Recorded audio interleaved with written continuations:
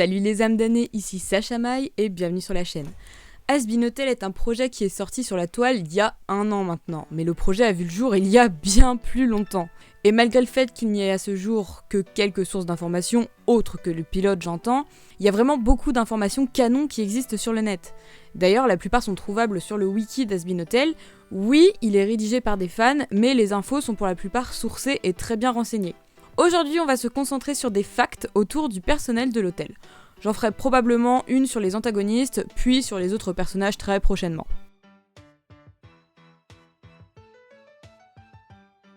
Charlie ou Charlotte Magne est le personnage principal. Son nom est un jeu de mots voulu par Vivzi avec l'empereur Charlemagne. Magne, venant également du latin Magnus, signifie le grand, ce qui vient ajouter au prestige de la famille de notre héroïne. Elle sort avec Vaggie depuis très peu de temps avant le pilote. Leur relation a été décrite comme similaire à celle de Jack et Sally dans le Noël de Monsieur Jack. Elle a également un ex-petit ami du nom de Seviatan von Eldritch, on peut d'ailleurs voir une photo d'eux dans le pilote. Elsa von Eldritch, sa sœur, est décrite comme la rivale de Charlie. Comme tous les personnages principaux du cast d'Has Been Hotel, Charlie a une sexualité définie, en l'occurrence, elle est bisexuelle. Vaggie, quant à elle, est lesbienne, Angel Dust est gay, Husk est pansexuel, Nifty est hétéro, quant à Alastor, il est asexuel et aromantique. Cependant, il a été précisé que ce n'était en aucun cas leur sexualité qui les avait menés en enfer. De plus, d'après Faustine, une des développeuses et illustratrices d'Has Been Hotel, faisant beaucoup de live et à qui nous devons beaucoup d'informations de cette vidéo, elle cite Vivi en disant que la sexualité des personnages et l'existence des couples canons ne doit pas empêcher les gens de shipper les personnages pour autant, du moment que cela ne blesse personne. Beaucoup de choses ont changé durant le processus d'écriture. Par exemple, à la base, Charlie devait être un démon comme les autres et être une humaine morte dans les années 1830. En parlant de ça, actuellement Charlie n'a jamais vu aucun humain, mais pense qu'il y a quelque chose de magique en chacun d'entre eux, comme en chaque démon d'ailleurs.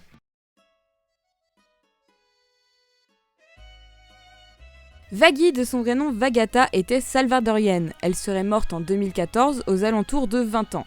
C'est une Moth Demon, autrement dit un démon papillon de nuit comme Valentino. A l'origine, elle aurait dû mourir dans les années 80 et aurait dû avoir une relation avec Angel Dust. Dernier petit détail, Vaggie a du mal avec les enfants, contrairement à Husk et Angel, même si Angel serait plus du type ami et responsable envers eux. Parlons d'ailleurs de lui. Angel Dust s'appelait Anthony ou encore Martin à l'origine. Il est mort en 1947 aux alentours de 30 ans d'une overdose de phencyclidine. Il est souvent confondu avec une femme, mais d'après Vivzi, c'est bien un garçon et on ne peut lui appliquer le terme gender fluid. En tant que personne, Angel ne s'offusque pas qu'on puisse le mégenrer, mais à moins qu'il ne soit en drague, il se considère lui-même comme un garçon. Le petit cochon qu'on voit dans Addict se nommait auparavant Wiggles avant d'être renommé Fat Nuggets durant plusieurs lives. Il lui a été offert et lorsqu'il n'est pas à l'hôtel, c'est Husk qui le garde. D'ailleurs, Angel possède une photo trop choupi mignonne de lui dans sa loge. Angel adore les aquariums et son poisson favori est le blobfish. Encore une fois, dans le clip Addict, on peut en apercevoir un en arrière-plan. Ce qu'il n'aime pas en revanche, ce sont ses pieds. Bien qu'Angel Dust soit gay, il peut avoir des relations avec des femmes contre de l'argent. À la Momocon de 2019, durant le panel Has Been Hotel, il a été demandé à l'équipe si Angel allait avoir un petit ami dans la série. Vivzi a déclaré qu'il en aurait un à un moment dans la série, mais n'a pas précisé de qui il s'agirait.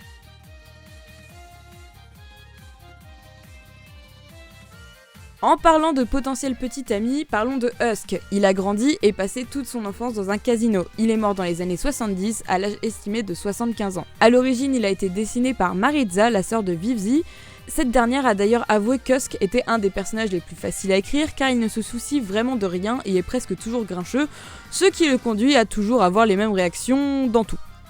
D'après Dave Capdeville, un des écrivains d'Has Been, si Husk est alcoolique, c'est parce qu'il est profondément troublé émotionnellement. Le fait que Mike Lower, le doubleur d'Husk, maîtrise le taïwanais a eu une influence sur son multilinguisme. Il ne parle couramment pas moins de 8 langues, l'anglais, l'italien, le russe, l'allemand, le mandarin, l'espagnol et le japonais. Tout le personnel a d'ailleurs ses petites compétences en langue. Charlie parle anglais et les langues démoniaques, Vaggie parle anglais et espagnol, Angel anglais et italien, Nifty anglais et japonais, et enfin Alastor parle anglais et a quelques notions de français créole. Nifty est morte dans les années 50, elle avait 22 ans. On ne sait pas grand chose sur elle, excepté qu'elle est sans espoir dans sa vie romantique et qu'elle est romantiquement sans espoir.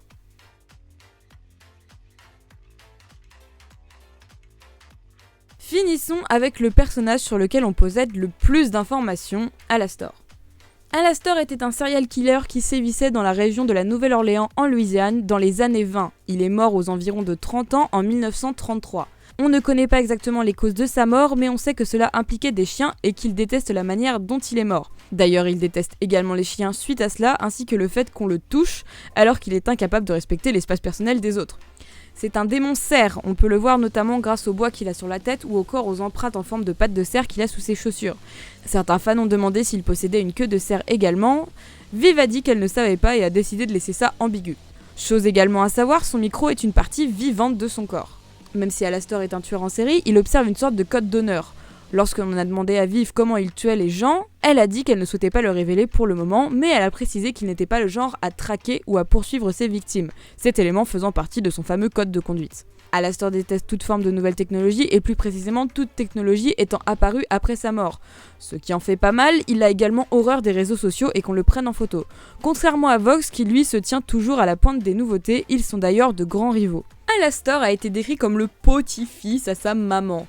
On sait que c'est un fin gourmet et qu'il aime cuisiner. Viv a précisé qu'elle ne pense pas qu'il aime les choses sucrées mais plutôt amères et salées comme la viande. Notre serial killer en série ne serait-il pas cannibale ?